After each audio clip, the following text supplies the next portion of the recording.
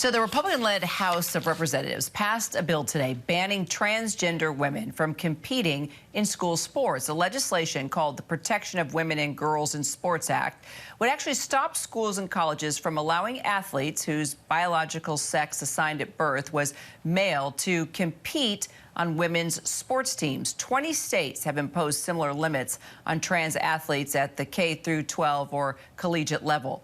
House Speaker Kevin McCarthy celebrating the passage during a press conference outside the Capitol just a short bit ago, while Democrats blasted the move. Take a listen. Today is a great day for America, for fairness, for families, and most importantly, for female athletes. House Republicans pledged before the last election their commitment to America to protect women and girls in sports. Today, we kept that promise. The NCAA already has a policy as it relates to this issue. So does the International Olympic Committee. So does the Track and Field Association. And many high school athletic associations have this issue addressed. So what this is about, again, extreme MAGA Republicans doing everything possible to jam their right-wing ideology down the throats of the American people. Our Jay O'Brien following this and here to just continue the conversation. Jay, let's just talk, first of all, about this legislation and what exactly it would do. And really the reality is it's going to get knocked out on the Senate level. Yeah, that's exactly right. I'll get into that momentarily. First, I want to tell you exactly what's in the bill. This is the bill that we're talking about here, and it amends Title IX. You know what Title IX is? It's a law that governs federal funding of athletic programs, and amends Title IX to say that sex shall be recognized based solely on a person's reproductive biology and genetics at birth. It's an effort, Republicans say, to bar what are transgender women from participating in female sports. I want to take you now back to that image that you saw come up a second ago, which is the floor of the House of Representatives when this passed earlier today. And you see the final vote count there, 219 to 203.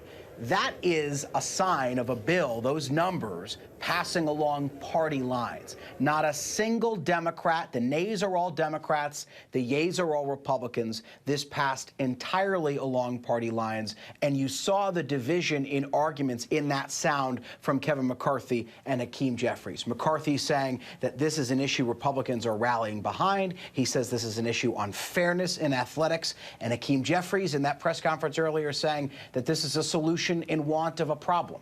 And he accuses Republicans of trying to sensationalize an issue that, as Jeffries puts it, is not really there, Kira.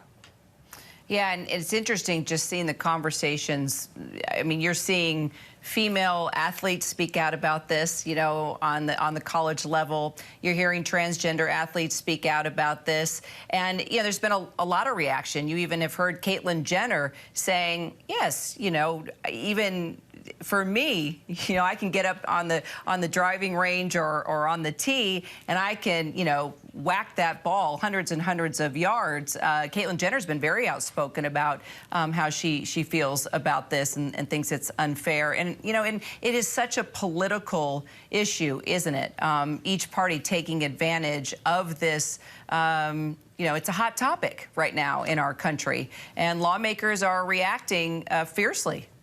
Yeah, and this is a federal level. This is a federalization of something that's been going on at the state level for some time. States like Florida have already passed laws similar to this, although they don't have to do with Title IX because Title IX is a federal law. We are hearing lawmakers, not just Kevin McCarthy, not just Hakeem Jeffries, weigh in on this.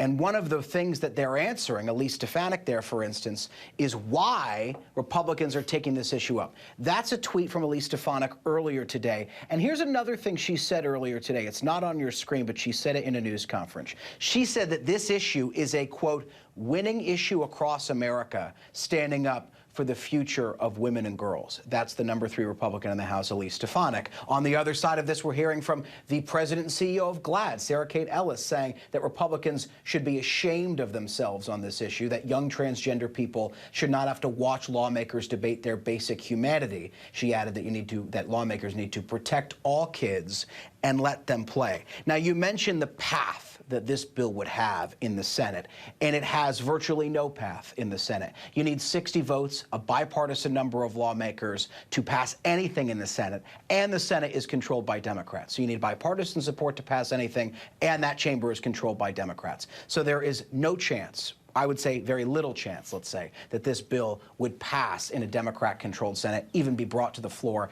And the president has said even if it were to pass in that Senate, which is extremely unlikely, he would not sign it into law. So this is what we call in politics a messaging bill, that if you control a chamber, which in this case Republicans do in the House, you pass bills to force issues into the conversation, to force your opponents, in this case Senate Democrats, to get on record, and House Democrats as well, to get on record about this issue and to create conversation about this issue. A messaging bill clearly at play here.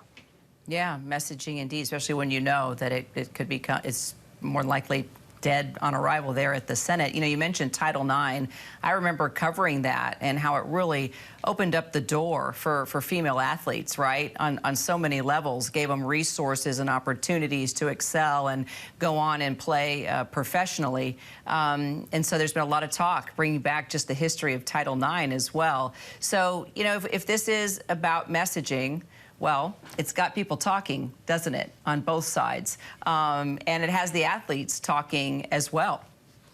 Yeah, and the question hanging over all of this is how much mention do Republicans make about this going into 2024? We have heard a number of Republicans make a lot of mention of this. Governor Ron DeSantis brings up this issue frequently. Florida addressed this issue. When I was a local reporter in Florida, they passed a law very similar to this one. Former President Donald Trump has mentioned this issue on the campaign stump now, running for his job yet again. And we've heard from, as I mentioned earlier, Elise Stefanik, who believes that this is a, quote, winning issue across America. So clearly, this is an attempt by House Republicans to show the Republican base that in their newfound control of the House of Representatives, they're going to look at issues like this one. The question becoming, does this resonate with voters, and do Republicans bring it up on the campaign trail going into a presidential election?